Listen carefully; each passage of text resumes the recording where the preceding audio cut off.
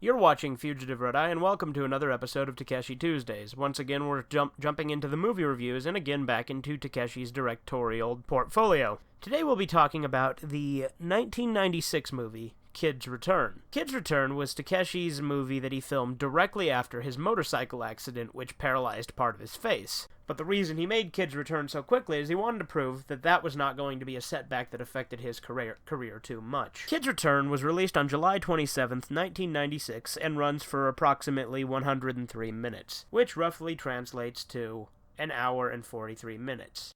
It was the second of three movies that did not star Takeshi, but he did direct. And once again, the soundtrack was done by Joe Hisaishi. Kids Return is a movie about two high school students who want to rise to the top in two very specific fields. One of them wants to become a boxer, and the other wants to become a Yakuza lieutenant. The two of them rise up through the ranks very well in their respected professions. However, the movie itself is not a happy one, because with every success, there is also failure. Without getting into spoilers, I can only say that things do not go well for them in the end. While the characters do not die, which I suppose in and of itself is a mild spoiler, things do not go well for them, and it is a very massive downer movie. But it's still very much worth watching.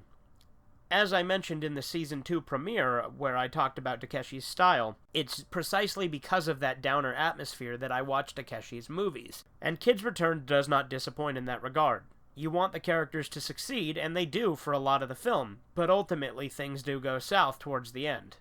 Kids Return is also a nice change of pace in that it's not a particularly violent movie. There is violence in it, but it's not a central focus point like it is with a lot of his movies.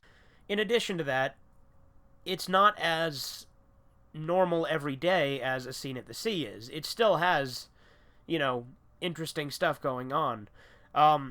And that's not to say that A Scene at the Sea didn't. Kids Return is definitely an interesting watch, and it gives you a nice look at two students who drop out of high school and try to succeed on their own.